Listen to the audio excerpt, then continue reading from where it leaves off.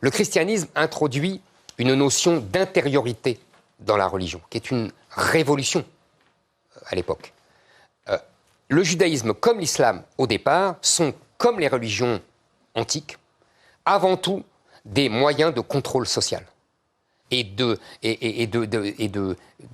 Comment dire, on donne des consignes sociales. C'est un code juridico-social. Hein, voilà ce que c'est que le judaïsme des origines, voilà ce que c'est que l'islam. Le problème, c'est que comme le judaïsme a vécu en minorité pendant 2000 ans, il a su s'adapter à la révolution chrétienne, alors que l'islam, jamais. Il a toujours refusé. Vous auriez dû vous convertir au christianisme. J'ai l'impression que c'est la religion que vous préférez. Non, ce n'est pas la religion que je préfère. C'est la religion qui a effectivement révolutionné l'humanité et qui a poussé à mettre une notion intérieure. Donc effectivement, j'en suis le produit. C'est-à-dire que je suis le produit du judaïsme de mes pères et de cette conception chrétienne que nous avons intériorisée. C'est le cas de le dire. C'est-à-dire que c'est ça, on ne comprend pas quand je dis ça. Quand je dis il faut christianiser la pratique de l'islam. Je ne veux pas dire que je demande aux musulmans de se convertir au christianisme. Je dis simplement que, si vous voulez, il faut que l'islam devienne uniquement une spiritualité. En gros, qu'il abandonne son côté temporel.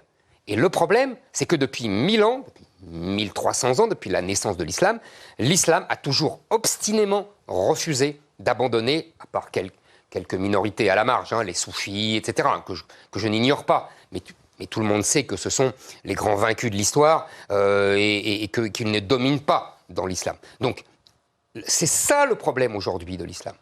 Le problème de l'islam, c'est qu'il ne veut pas reconnaître la séparation entre le spirituel et le temporel. Et que dans les quartiers où les musulmans sont majoritaires, beaucoup d'entre eux imposent cela à tous les autres musulmans. Et c'est pour ça que je dis qu'il y a aujourd'hui des enclaves étrangères qui sont régies par un autre code qui est la charia, parce que, si vous voulez, c'est l'éternel, si vous voulez, musulman qui s'affirme dans ces quartiers. Et c'est inadmissible pour la France. C'est tout ce que je dis. Donc on peut être musulman, évidemment qu'on peut être français et musulman, quand on est un musulman qui a retiré de l'islam son côté temporel et qui n'a gardé que le côté spirituel. C'est tout. Vous dites aux musulmans d'imiter les juifs qui ont imité les chrétiens. Exactement. Et de ne pas imiter les dirigeants de la communauté juive. On fait